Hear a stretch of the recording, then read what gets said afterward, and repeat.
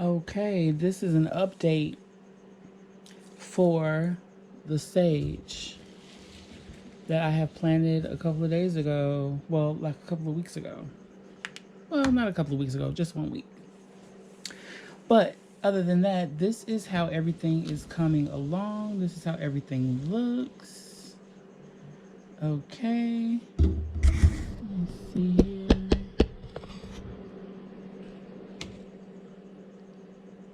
So they've started to sprout. And this is the prime time to actually keep these nice and moist. I took the plastic off earlier today, and so this one wanted to rise up. And the other ones are rising up as well. They were leaned over because of the plastic was keeping them leaned to one side. So, other than that, let me go ahead and spray to keep these moist so that they can continue to grow and to actually produce a barky stalk so we can get some actual sage to grow. Now, when it comes to the reiki symbols that was added to the pot here, I didn't mention in the other video, whenever you add any reiki symbols to anything, you want to activate the symbols as well, because just writing them down doesn't quite do it. You have to add the intention to it as well, just like any other sigil, veve, a talisman, or what have you. Anything that you want to use, even a crystal, anything that you want to use to actually invoke energy and things like that, you want to actually invoke the energy as well as activate it. So, with that being said, all of these symbols, they all have their own specific names, of course, and their own specific purposes. So, when it comes to doing so, knowing the names, saying each symbol 3 times, and putting the intention of the symbol and the purpose of why you want each symbol to operate individually. So the first symbol, again, you would, as you're writing, you can go ahead and do that all the way through, however many symbols you have. Or you can go ahead and do that afterwards, but I think it'll be a better option to do if you do it every single symbol that you scribe. Every symbol that you write down, you want to put the intention and also visualize that symbol, just like if you were to do reiki on a person. You want to set the tone, you want to set the space, you want to clear the energies of the area. And I'm heating up right now. I'm getting really hot. You want to, I cleared the energy in my space as well. I have incense going, I have a candle burning, I have my crystals activated and everything like that. Sound vibrations from the bell and the singing bowl and everything like that as well. So again, you want to visualize each symbol in your mind's eye. And every symbol that you use, of course, you should know the purpose of that symbol and how it operates, so that when you sandwich these symbols together, it makes sense for the purpose of which you're using it. Because again, you can use these Reiki symbols for anything, whether it is protecting your finances, protecting your home, protecting your health, protecting your thought, your frame of mind, and things like that, as well as producing prosperity in anything that you want to become prosperous. And again, universe, life force, frequency, energy is an energy that only operates in a good way. You can't use it for negativity or evil. Like, you can't use it like, let's say Hitler wanted to use the swastika. The swastika is an old Sanskrit symbol which brings in prosperity over the individual that anoints and invokes that energy of that swastika. But he was wanting to use that swastika for the purpose of his groups that he brought together. Everyone, I'm sure if you go into the history, you can find out all these names, but I'm going to go that deep into it. I'm just speaking on the symbols that were used for the purpose of having prosperity in the regime that he was building, that he built. Okay? So, in that way, you also want to understand and know what these symbols are, and don't just go ahead and, oh, I'm going to use this because, it sounds good. It's a fad, which spirituality has been made to look like a fad for a very long time, especially nowadays as well. So, empowering yourself with the correct knowledge for the reason why you want to use these things, as well as the purpose of why they were used and how to properly use them, will have a better effect in the way how you use them. Because then that way you can put the proper energy into invoking each symbol, the invoking each symbol's energy collectively, cohesively together. So again, this is just a quick update on what we have going here. And I will be back with some further updates. I'm trying to get verified so I can do posts, so I can just do picture posts. I don't have to create an actual video a lot of the times for certain updates. So we do have our 5. Some way they got switched around the way because I put one in the middle and I had some on each side. These 2, I guess, are in the right direction. This one was as well. And then this one, I believe, was supposed to be here in the middle, but for some reason it figured out how to move around, which is weird to me. I don't know. But other than that, this has been a quick update on how I have been planting sage to use for my spiritual purposes to clear and cleanse the energies in my spaces, as well as use in teas. I love making teas. I love cooking from scratch, period. I love doing a lot of hands-on things. I like grinding my own spices.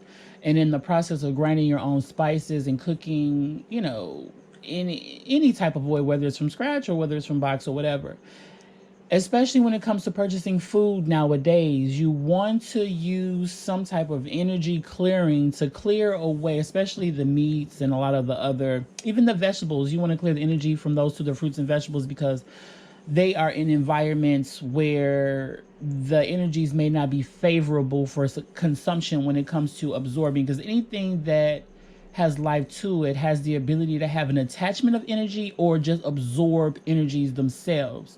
So when it comes to the pesticides, when it comes to just the vibrational frequencies that are around us in a whole, the things that we consume, whether it's a vitamin, whether it's a bottle of water, you want to clear and cleanse those energies and speak into those energies, into those items, what it is that you want to receive from it. You want to receive the most highest quality vitamin, nutrient, mineral content you most possibly can absorb from each item. You want to be able to be hydrated by those fluids and those liquids, especially when it comes to drinking these waters that people say, oh, this is spring water, this is water from the Appalachian Mountains or whatever have you. So a lot of times it's not really those waters, it's really tap water or just, some deionized, water of some sort. But even no matter what, a lot of the times, even if you're pumping your own water, especially if you have your own well, you want to use signs, symbols, and sigils and things like that, and use elements that are natural to keep everything healthy, to keep the energies high vibing. So when you consume those things or when you water plants with it, that it nourishes it properly, as well as your cells, because you want to do this energy work on a cellular level. A cellular level, in the fact that if you just go online and look up cells, human brain cells, human tissue cells, human bone cells. If you can picture in your mind's eye those cells and also place upon those cells that image of that cell in your mind's eye with a symbol such as a reiki symbol or a veve or whatever for healing. That's the type of journey that I have been elevating myself towards, even when it comes to using incense and candles and bells and things like that. Over the years, I have been thinking to myself, even since I was younger, when I would see people in movies and things use those items for spiritual protection and things like that, or just rituals. What if I'm in a place where I can't get a hold to those things? What if I'm in a place where there are no candles? What if I'm in a place where I don't have any crystals? They have been taken away from me, or there isn't anything around me that I can use besides dirt or water that's around. Of course, we can use those things and use Heka to speak into them to use for spiritual purposes as well. But I have come to the mindset that I want to empower my thoughts and empower my voice in a way where those items are not very needed every single time. A lot of the times these things are just used for show, just for visual purposes. They have their purpose, they have their frequencies that they also give off and that they dispel or, bring in, or whatever the purpose of each item would be that you would use them for.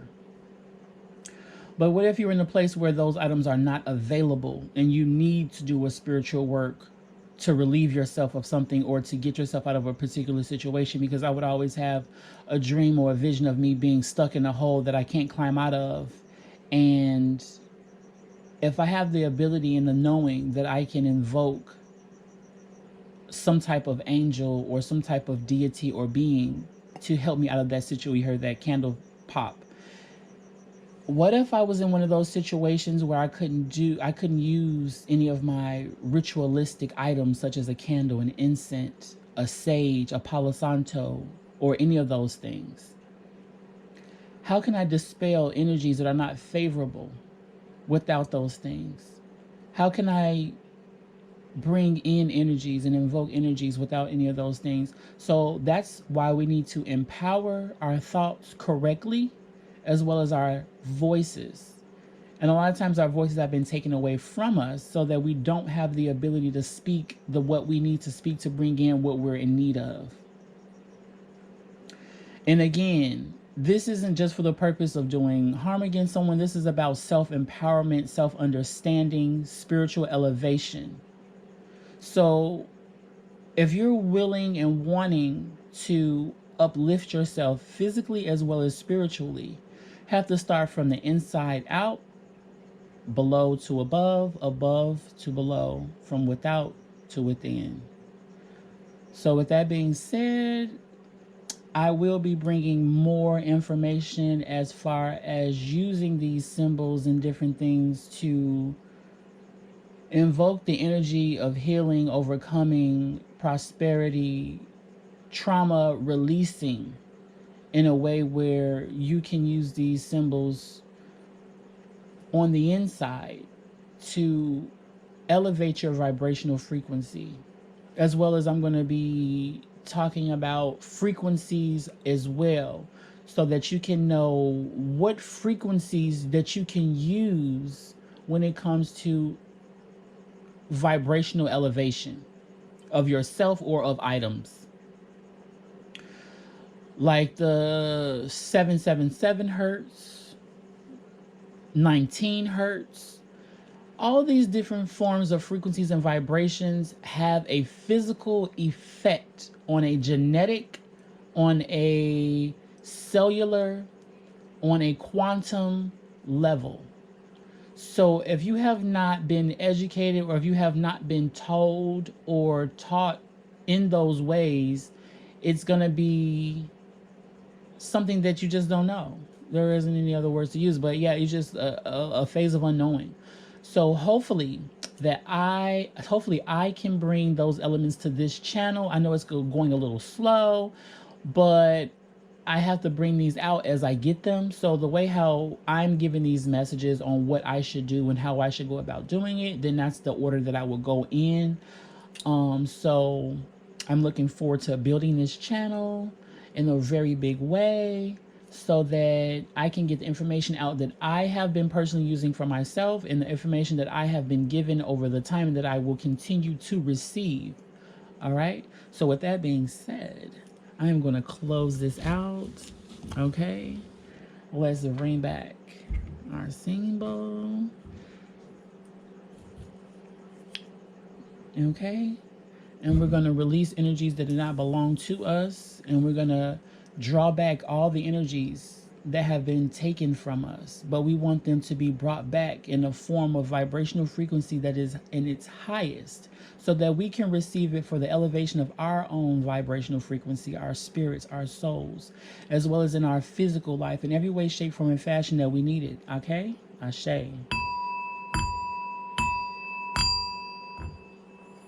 We're going to close this portal. Counterclockwise in the northern hemisphere closes portals. Clockwise in the southern hemisphere closes portals. Vice versa for opening. Opening portals clockwise, northern hemisphere. Southern hemisphere clockwise closes portals.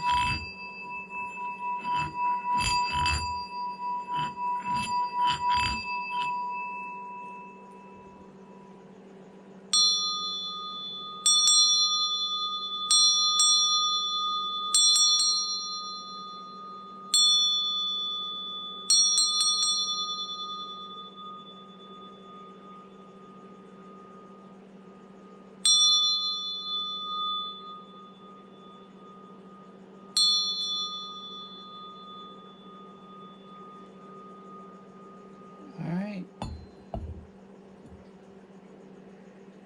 And we're out.